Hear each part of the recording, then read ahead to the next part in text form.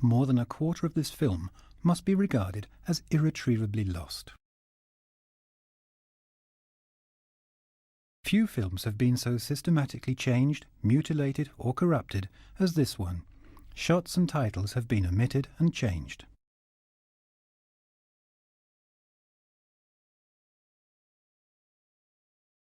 However, of no other such mistreated film do we know so well what the film originally looked like.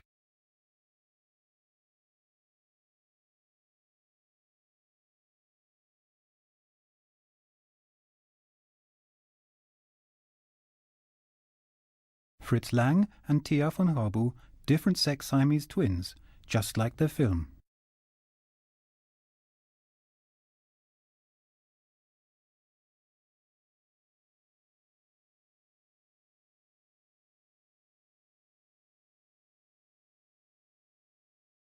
The novel, Tia von Harbu's film, Behind, Under, Fritz Lang's.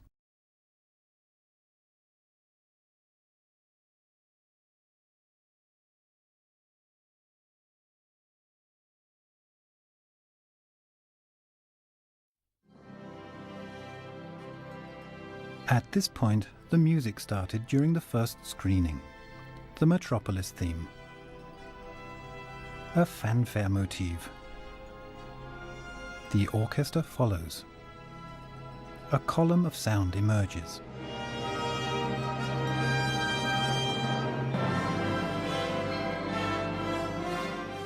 Tia von Harbu's message, Lang didn't believe in it. He said, "I am fascinated by machines." Metropolis, the mother city, city of mothers, mother of all cities.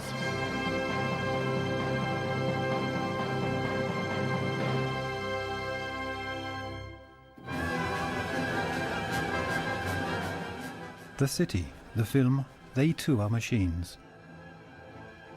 Flywheels, a crankshaft,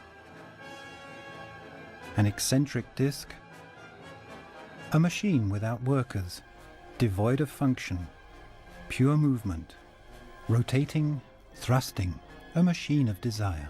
Round shapes and jerking movements become one in the image of two clocks.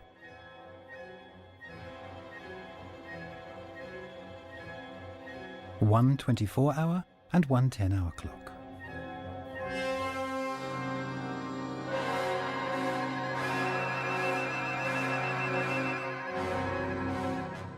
Day shift and night shift, 10 hours each, mark the Metropolis working day.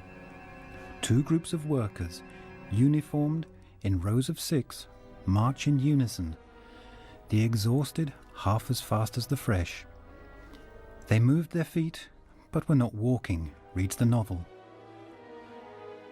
The way people move or are moved is always highly significant throughout the film.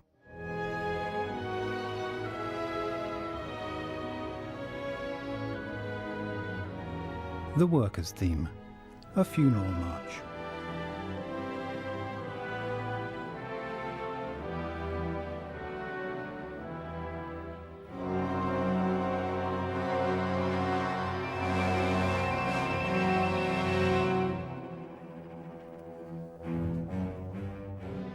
The night shift enters a cage. The grate is raised. The cage sinks, and with it the camera.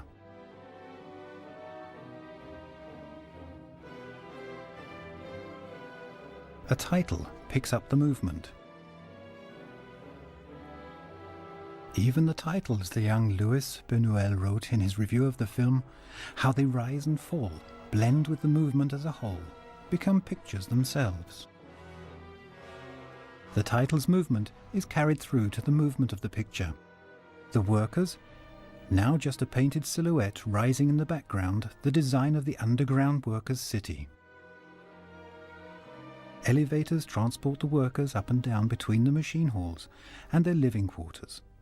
A new musical theme, the theme of the city of the workers.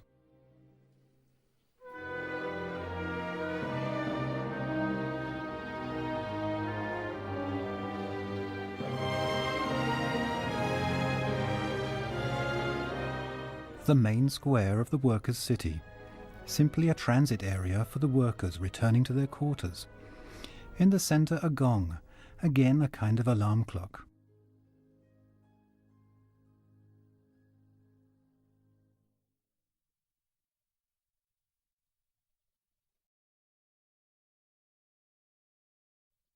The downward scroll of the title is answered by a rising, equilateral triangle pointing skywards.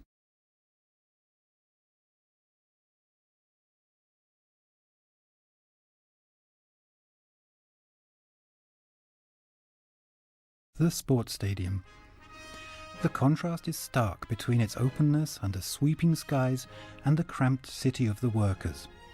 Just as stark as the contrast between the liberated and carefree movements of the youths, dressed in white, and the dull lethargy of the darkly clothed workers, and the self-determined horizontal movement versus the downward ride of the workers in the lift.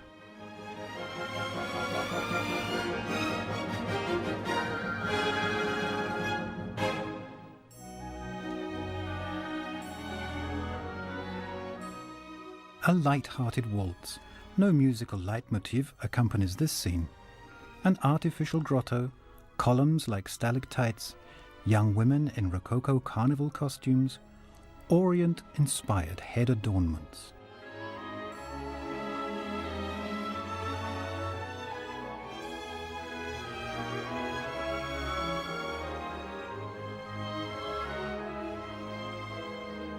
The tricorn is of Venetian origin.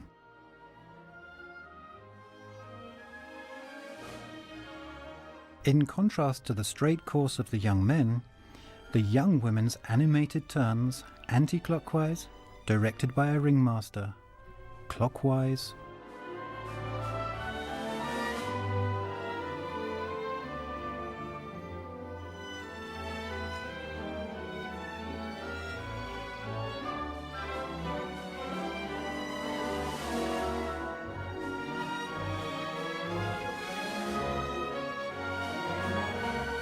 A playground is the pleasure garden of the sons, an infantile idyll. Nature, sex, eroticism in chaste playfulness, like the water in the fountain, a transparent dome masking a statue of a siren.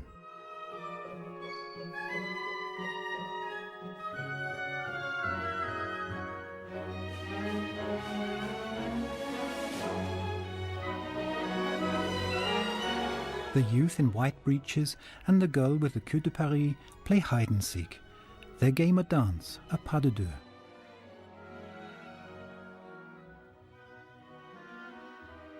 A scene highly charged with erotic allusion, yet so intensely innocent that we do not actually expect a real kiss.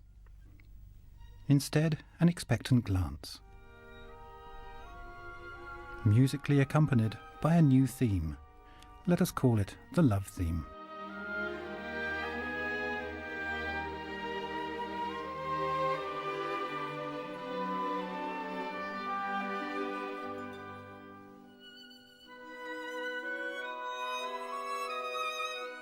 Answered by an apparition. Dressed in light grey, it reads in the screenplay, from the smallest of décolletés rises a head with solemn eyes and glowing blonde hair. The austere countenance of the Virgin, the sweet countenance of the Mother, reads the novel.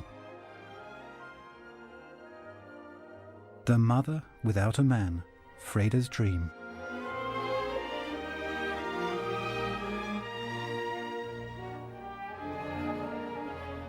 New to the music is the Freda theme. It describes him as a light-hearted, harmless soul, a pure fool. The subject of her glance is Freda, the brother, the son of Fredason, the nothing more than a son.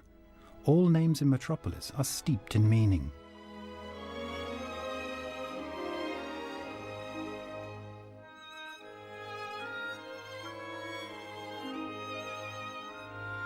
Heralded by the clarinet, a new choral-based theme, which from now on will accompany the entrances of the young woman.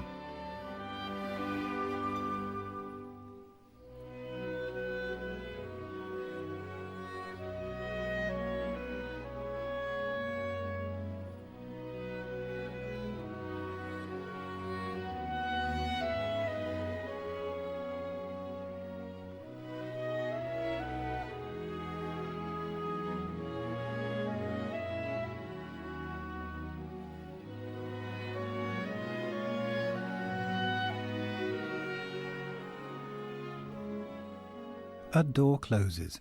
Communication is interrupted.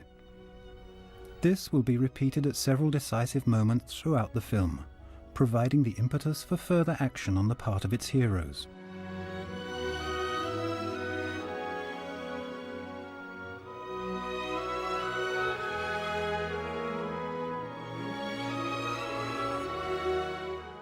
Nothing could help him, nothing, the novel states at this point. In a tortuous, ecstatic omnipresence stood before his eyes the vision, a countenance, the austere countenance of the Virgin, the sweet countenance of the Mother.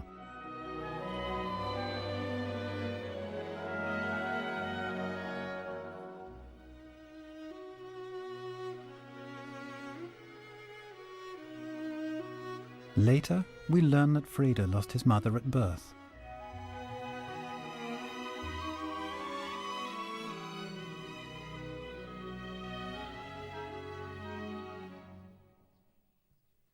Freda runs.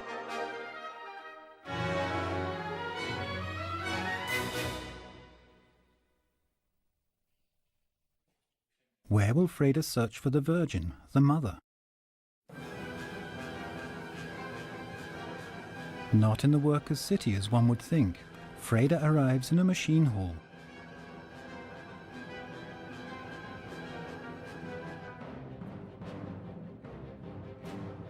In this film, we can never be sure whether what we see, what the characters see, actually represents reality or is an hallucination, a vision, a dream, which sometimes becomes a nightmare.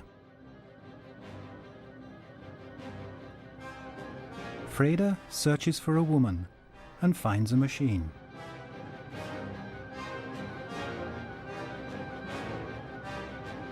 In the novel, he now comes face to face with a machine of his own construction. He strokes it, feels its limbs, presses his face to its bulk. In the film, the machine is also a living organism. Freda in the novel, "Tonight I shall allow myself to be embraced by you, pour my life into you, and discover whether I can give you life." Blood pressure and temperature of the film machine rise. Perhaps I will feel your trembling and the sprouting of pulse in your rigid body. Perhaps I shall experience the intoxication with which you hurl yourself into your vast element, bearing me, the man who made you.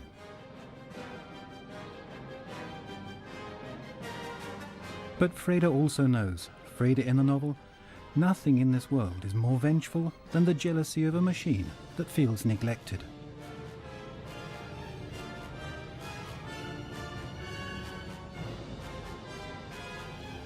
In the film, the machine is called the M machine. M as in mother,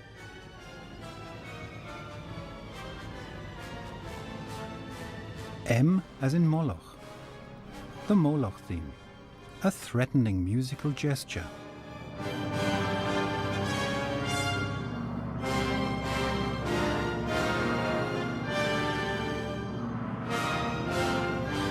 The film of the future is also a film of antiquity, a biblical film. Moloch, the god of the Ammonites, to whom the Israelites also sacrificed children, to the chagrin of Moses and his God. The film is littered with associations to the Old and New Testaments.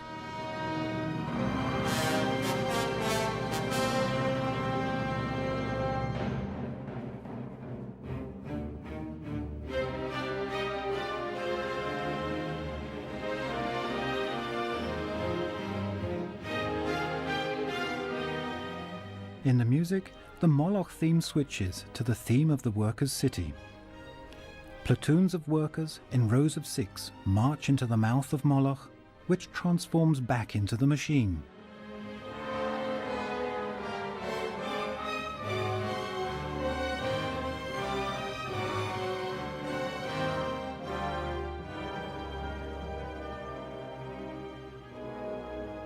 A machine which produces nothing, which requires the tribute of the dead and injured, like the bloody battles of the war which occurred only 10 years before the film was made.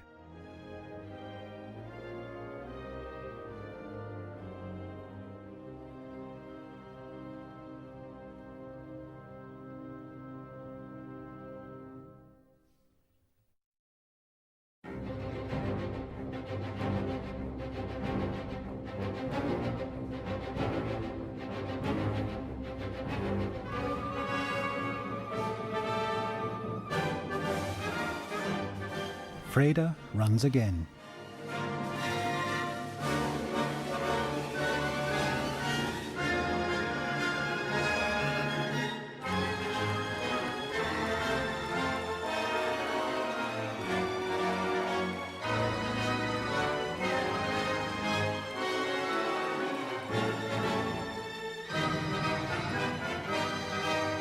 Towering structures, it says in the novel, packed together in blocks, tower up either side of the streets, more like mountain ranges than homes.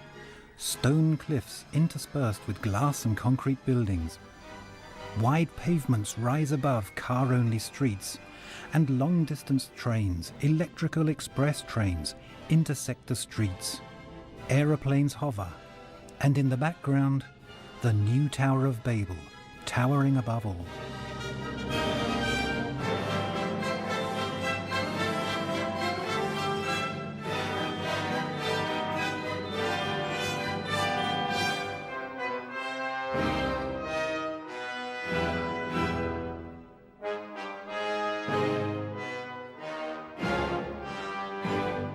In the music, the Fredesen theme portrays him as a self-confident autocrat. Jo Fredesen, Jo with H, Jehovah. He is both monopolist and dictator.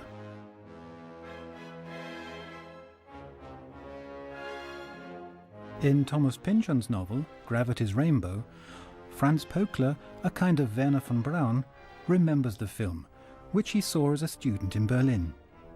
Great movie. Exactly the world Pöckler and evidently quite a few others were dreaming about. A corporate city-state, in which technology was the source of power, and in which engineers worked closely with administrators, and ultimate power lay with a single leader at the top.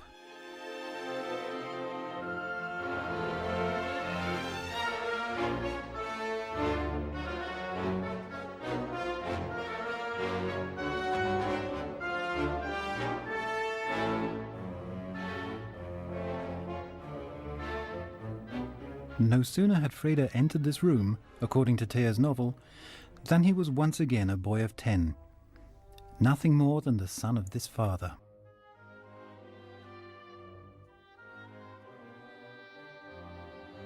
The music, the Moloch theme, tells us what Freda is speaking about.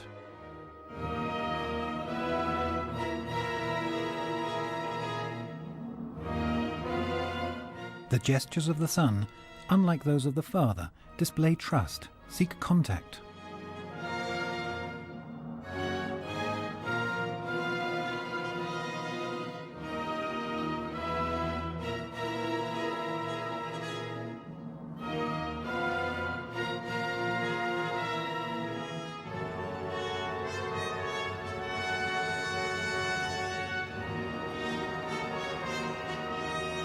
Fredesen looks past him. His gaze rests on his secretary.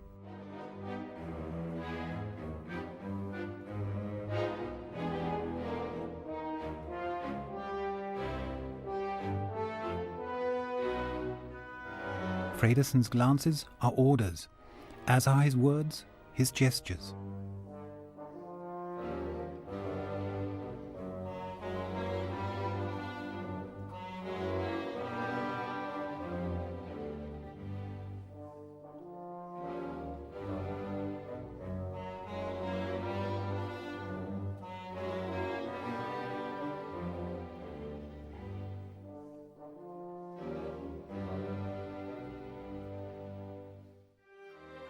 Camera movements are rare in Metropolis and are always significant.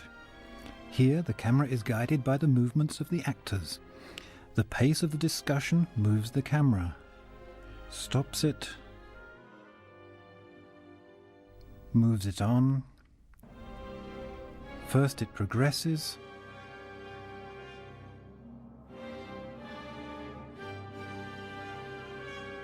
then it pans with father and son.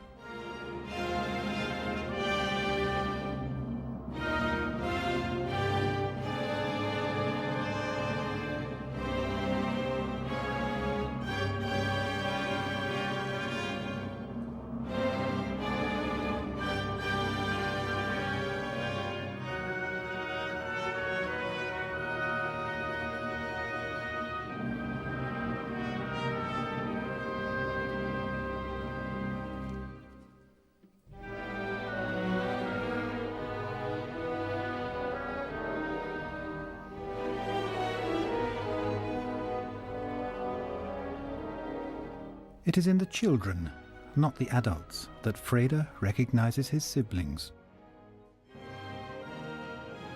Himself as the infant prodigy of the Virgin, the motherly, a kind of infant Jesus.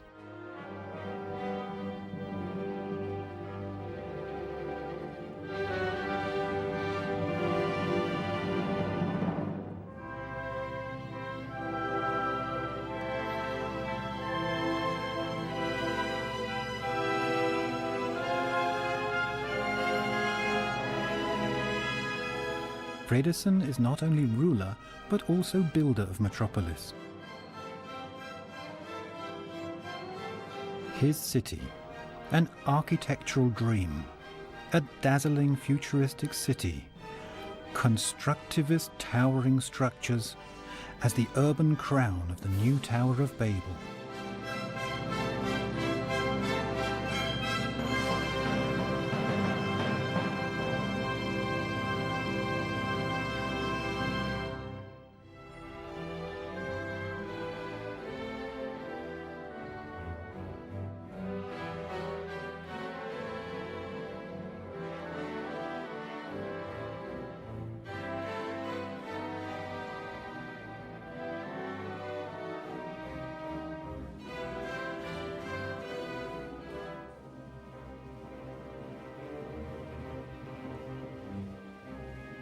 First from the strings, then the horns. Allegro alla marcia, the theme of the uprising begins.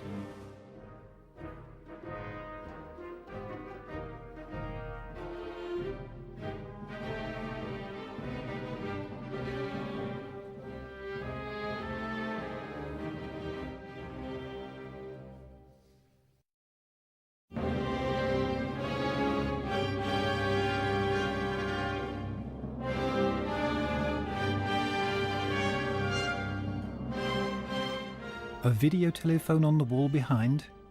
Fredison's office is the control, communication and command center. His power is based on information.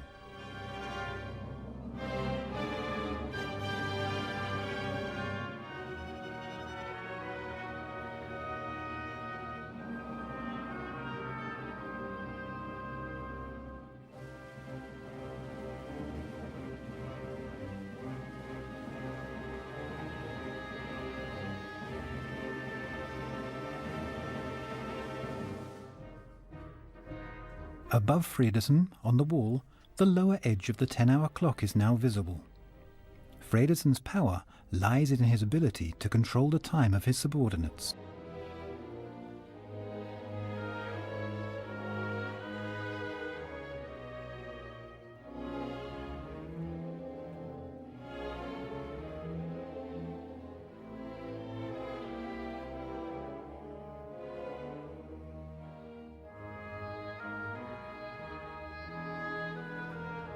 The worker, the capitalist, the clerk, the model of modern class society.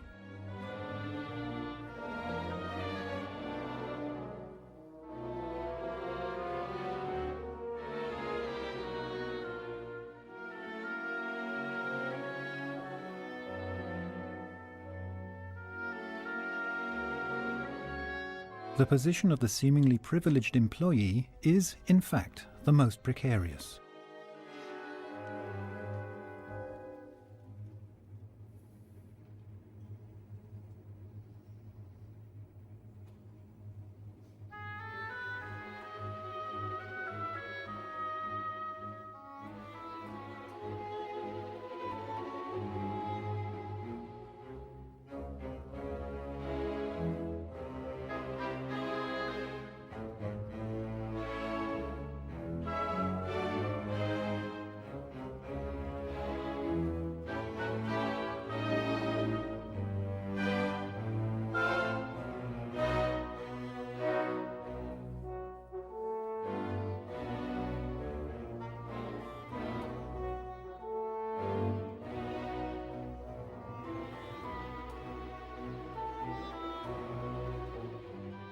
Again a door closes behind somebody.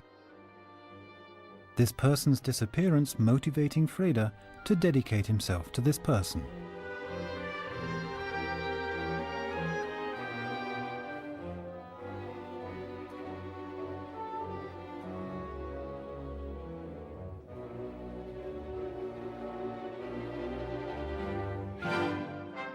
That people are consumed by the machines, explains the father to the son in the novel, does not prove that the machines are greedy, but rather portrays the defective material of the people themselves, in industry as well as in war.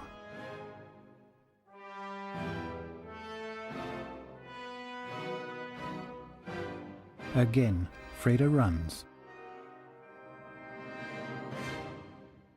For the father, the door closes behind him.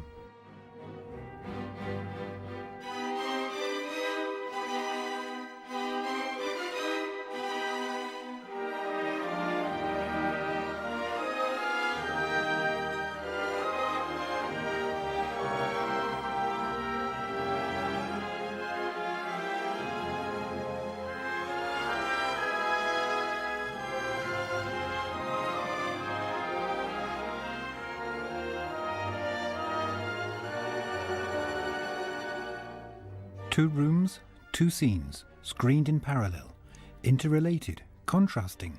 The characters, too, one commenting on the other. Here the staircase. There Fredeson's office.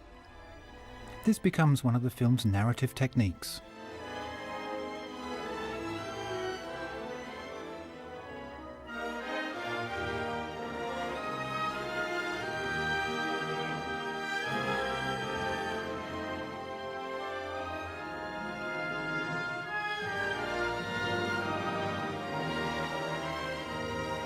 Freda has followed Josaphat. Fredeson, on the other hand, summons the Slim One.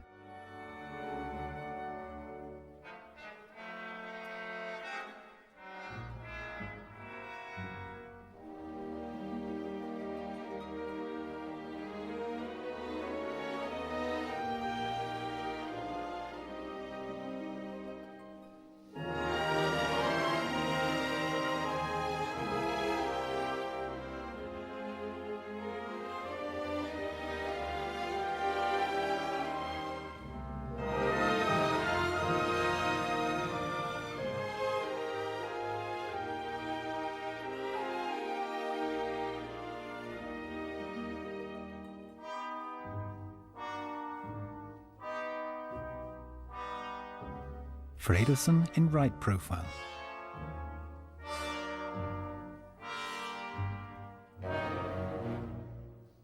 The Slim One in left profile. Take note of just how differently Lang stages dialogue.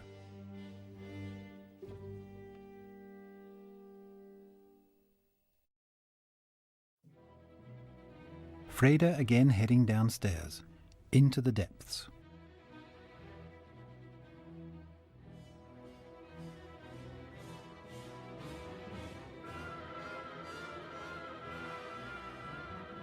And again in an act of viewing.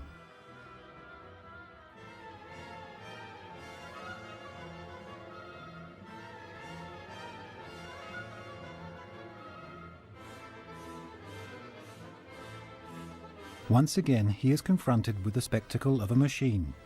In the novel it is called the Paternoster machine, so let's keep it so. It keeps the elevator system in the new Tower of Babel moving. In the film, it has no obvious function. It is purely metaphorical.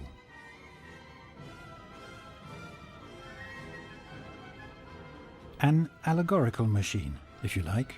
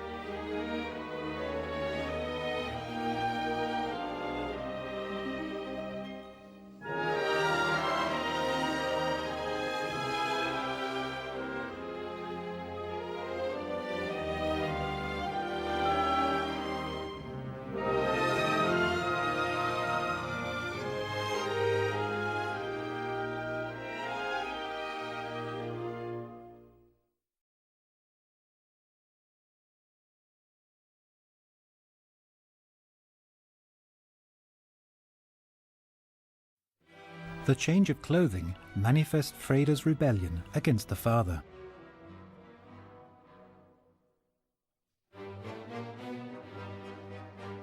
This is the beginning of the incarnation of the Son of Jehovah, his passion.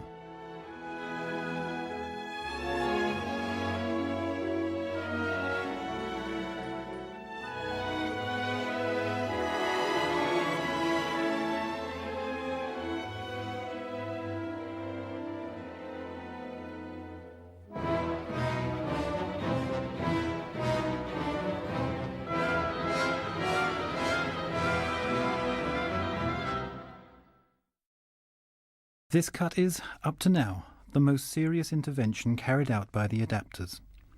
The critic Roland Schacht praised the missing sequence. Illusions similar to that of the Yoshiwara Pleasure Palace, which distract Georgi from fulfilling his task, have been used in French avant-garde films, but never to such tremendous synthetic characteristic effect as in this false, dazzling wax make-up way.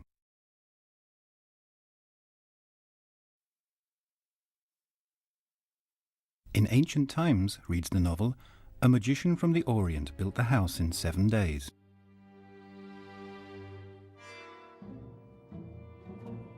Then from a far distance came Rotwang, and, overcoming great resistance, took it for his own. The Rotwang musical theme is reminiscent of the Moloch music.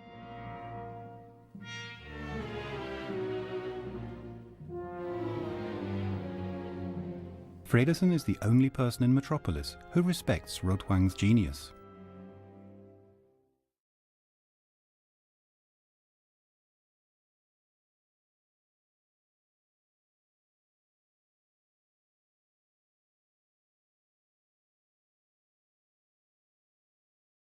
The removal of this figure is the gravest manipulation executed by the adapters. The Hel of the Nordic sagas was the ruler of the underworld, motherly goddess of death.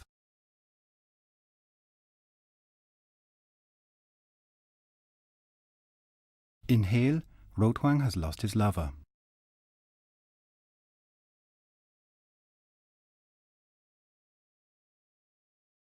Fredesen his wife, Freda his mother. The loss inspires each of them in their actions.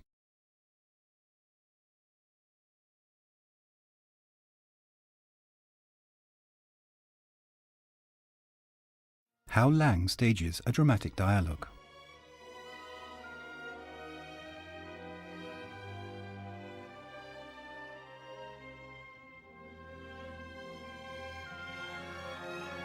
Fredesen in right profile.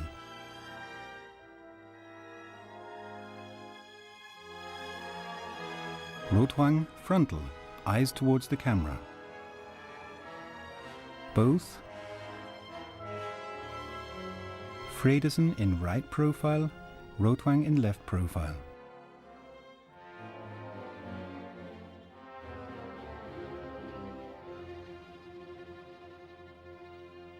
The audience alternating, at times addressee, at times distant observer.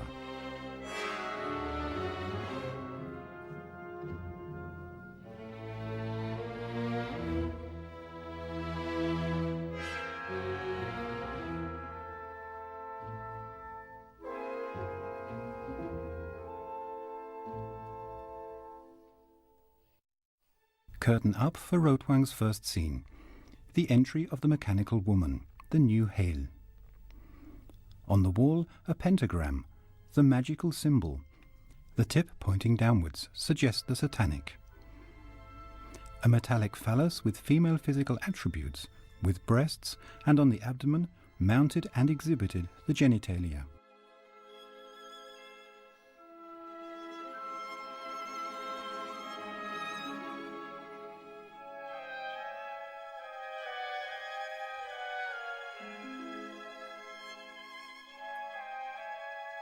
The music echoes the most important components of the mechanical woman theme. It comprises 3 motifs attributed to the various aspects of the being, and which at times appear separately, at times in unison.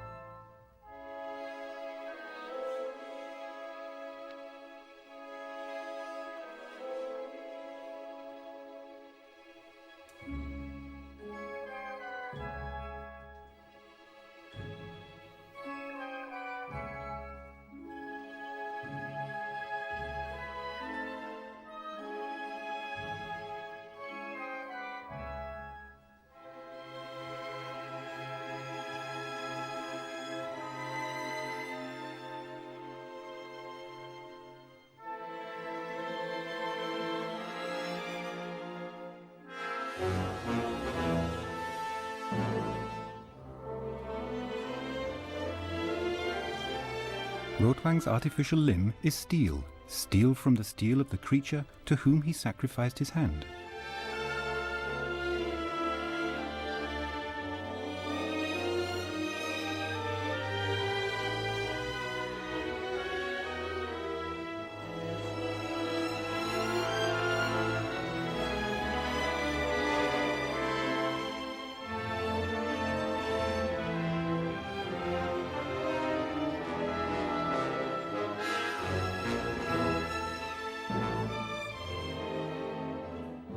Another parallel scene.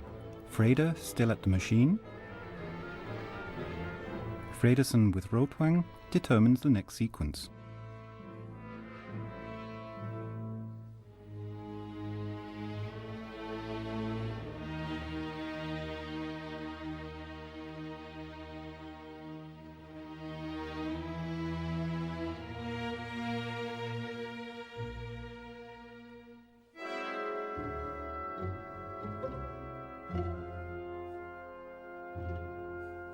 The plan. Fredersen's copy.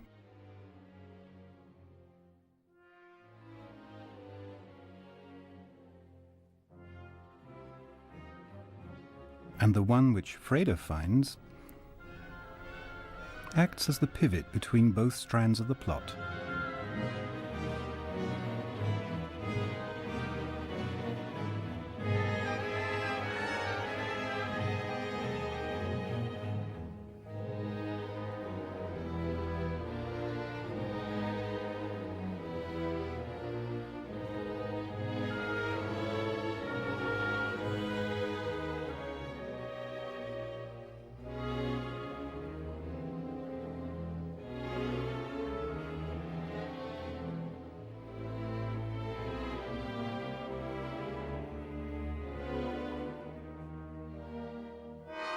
Rotwang's library, ancient tomes and a neon spiral lamp. Rotwang caught between Middle Ages and future. Fredersen, in contrast, with a chronometre movado on his wrist, is the epitome of 20s modernity.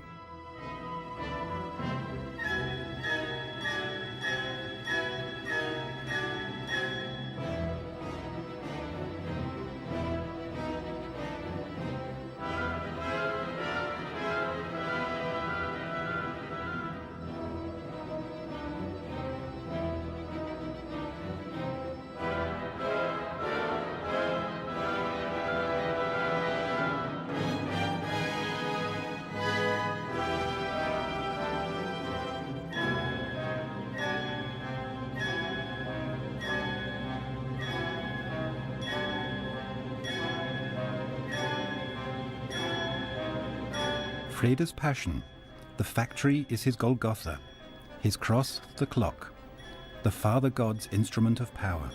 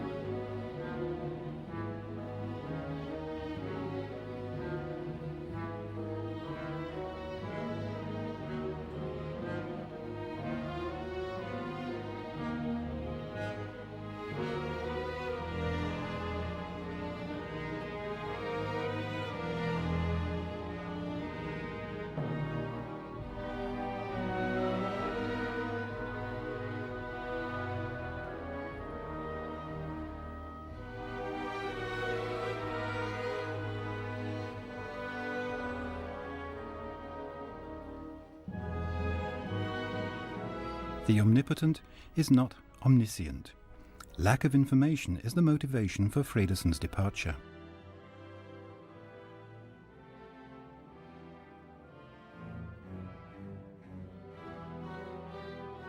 For the first time we see him physically in motion, moving from one scene to another.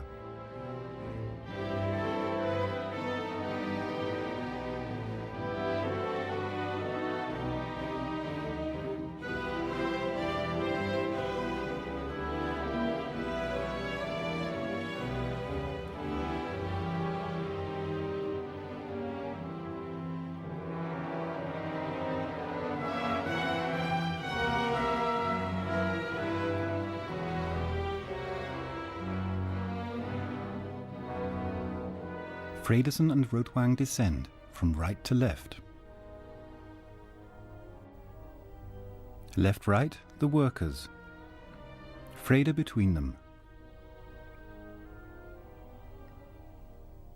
Both groups heading towards the same scene.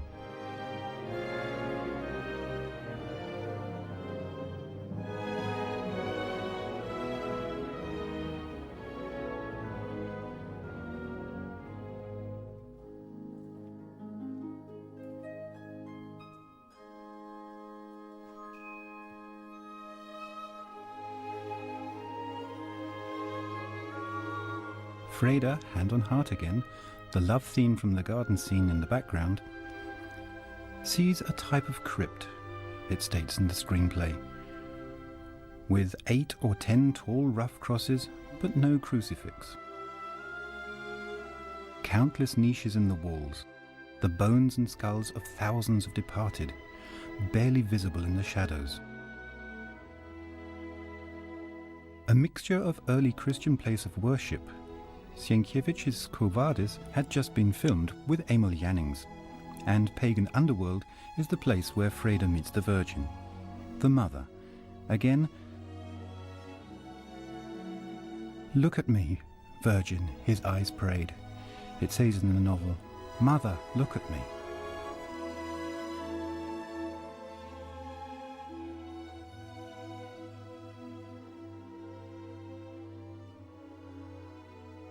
Both strands of the plot intertwine in Rotwang's and Fredesson's glance down into the crypt. They do not recognize Freda in the scene.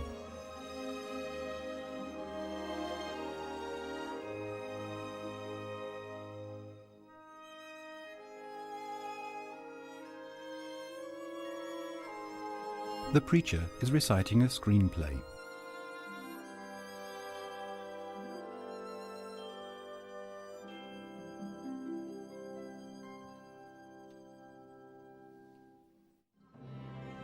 Which Freda turns into a film for us.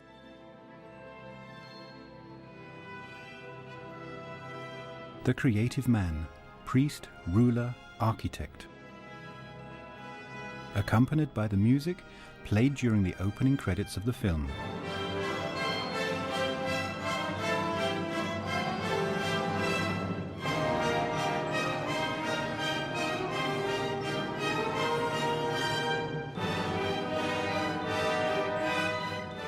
What here looks like a mammoth construction in panoramic shot turns out to be a model, around which a group of architects has gathered.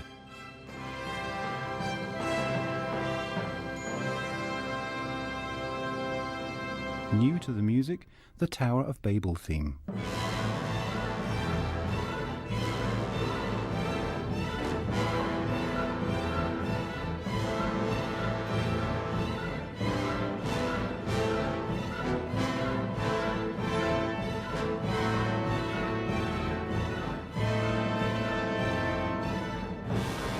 Five groups of workers, a metaphor like the fingers on a hand.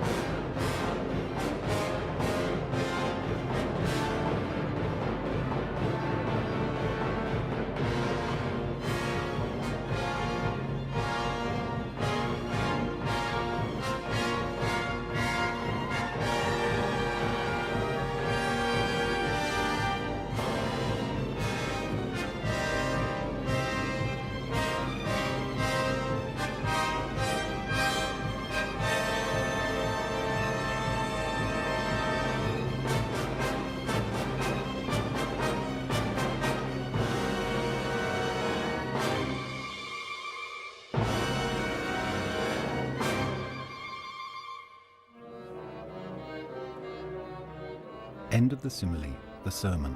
End of the projection.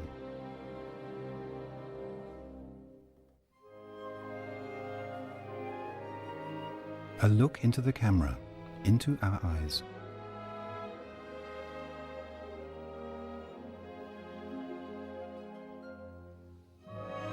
The epigram. This is awarded its own musical motive.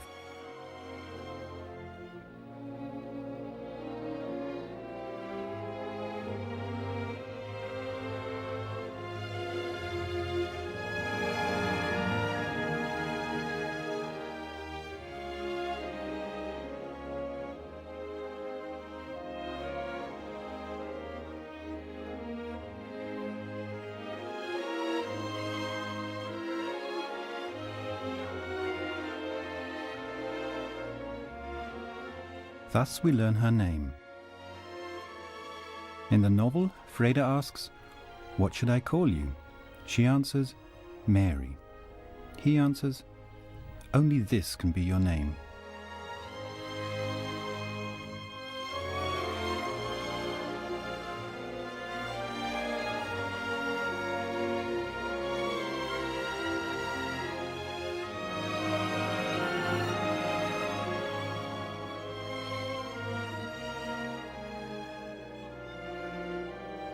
Allegro alla marcia, the theme of the uprising.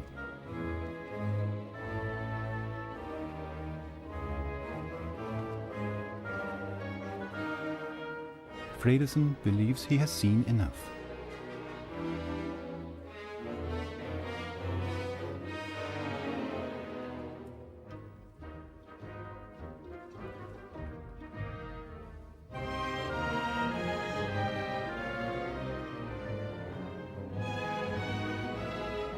What Rotwang sees, however, and wants to prevent Fredesen from seeing, because a new plan is germinating in his mind.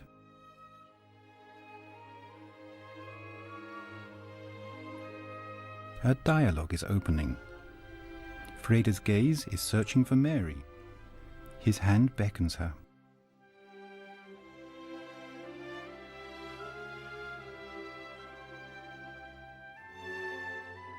He begins to speak.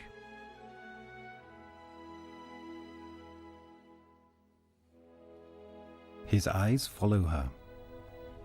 The camera assumes his gaze, which become one with her movements.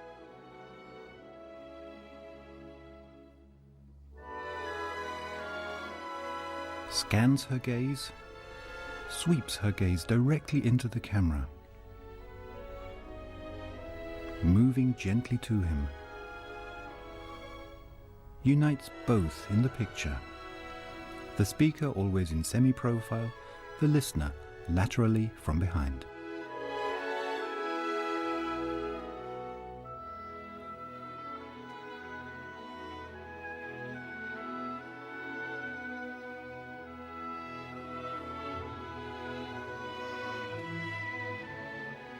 An erotic dialogue, regardless of what the titles say.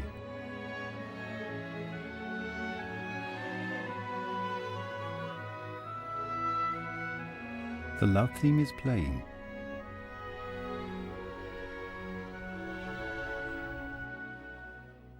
Now stops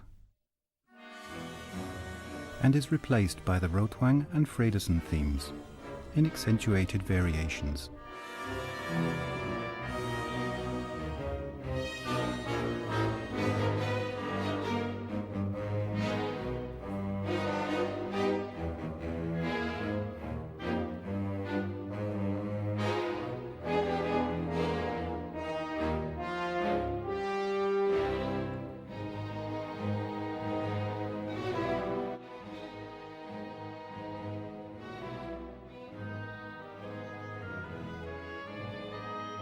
The couple is musically threatened by the theme of the uprising.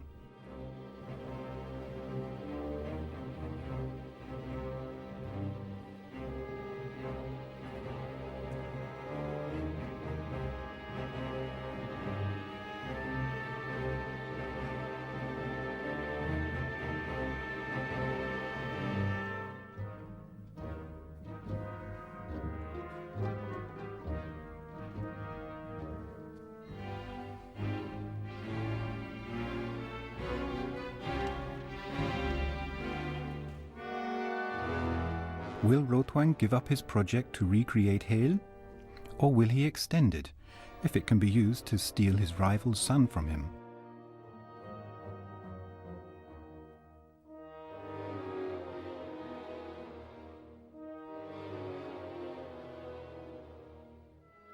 The son of Hale,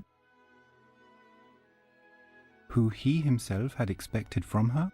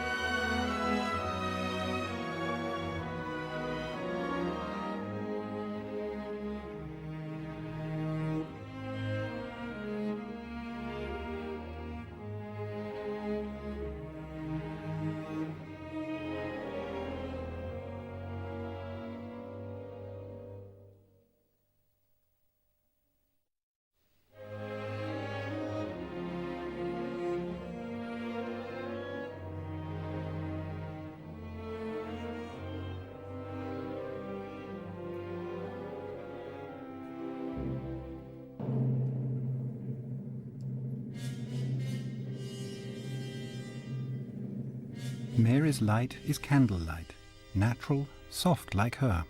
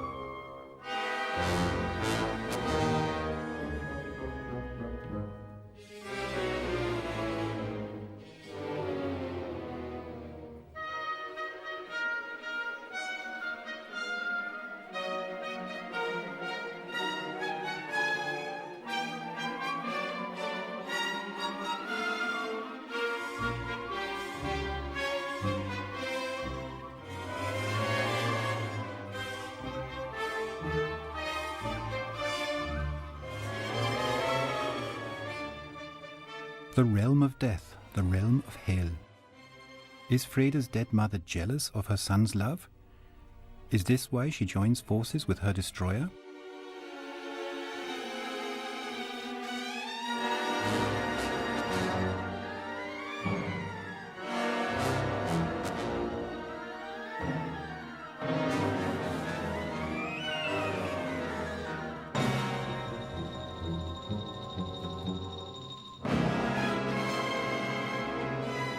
Rotwang's lamp is a mechanical tool, like his steel hand, the entire man, a hybrid of man and machine. Lucifer, the bringer of light, is one of the evil one's names.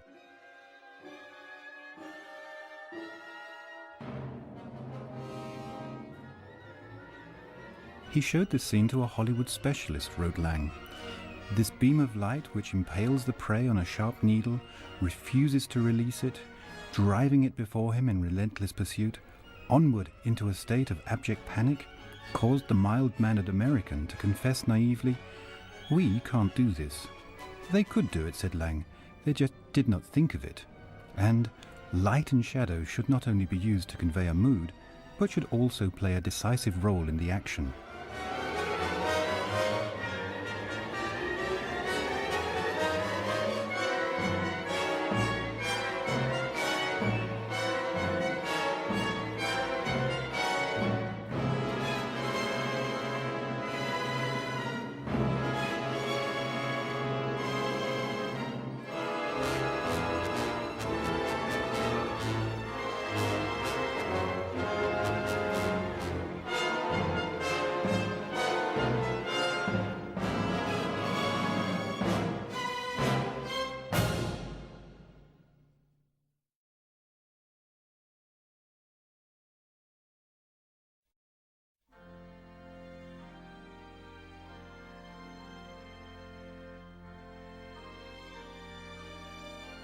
The Cathedral, a second piece of the Middle Ages in the heart of the city of the future.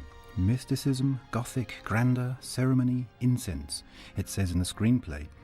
In the centre of the scene, a column reaching towards the heavens, like the trunk of a palm. In the novel, the cathedral harbours a fanatical sect, the Gothics, who persistently offer Fredersen resistance.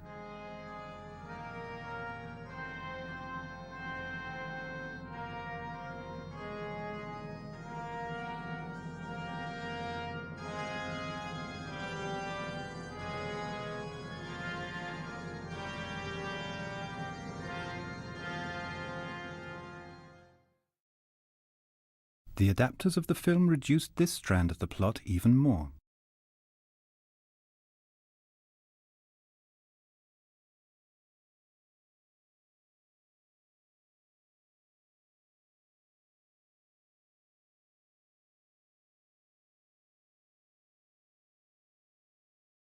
Again, a parallel action, which interferes in the current action, transforms it into a fantasia.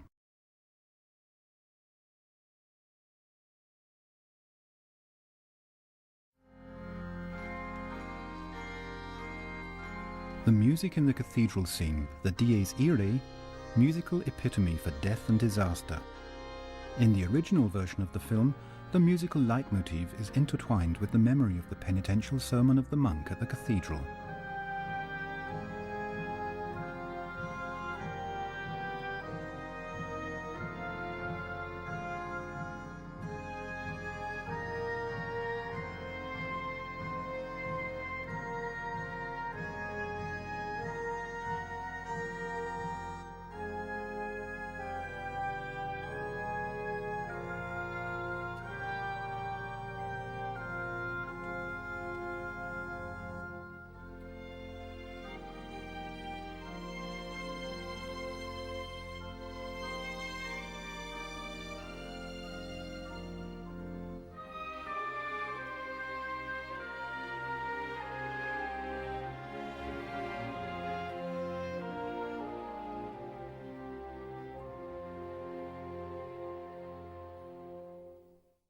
This is the longest piece to have been cut from the film.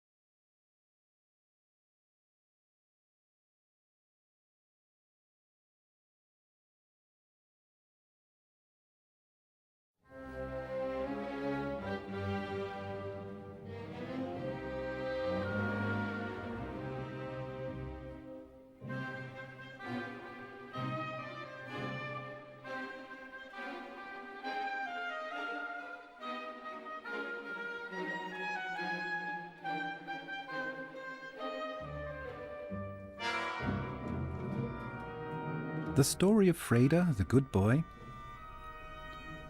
Rotwang, the sorcerer, and the abducted Mary gives Metropolis the air of a fairy tale in a particularly unambiguous way.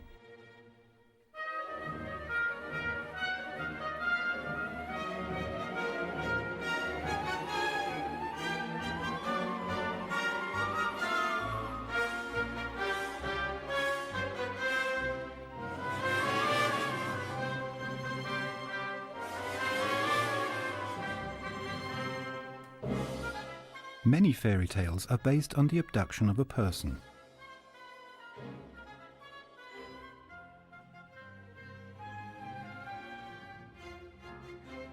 The evil character captures or imprisons someone. He foists another person onto this person. He transforms the person into another, or presents another person as the captive, as Rotwang intends to do with Mary. The hero, searching for the object or person he is missing, reaches the place where the captive is being held.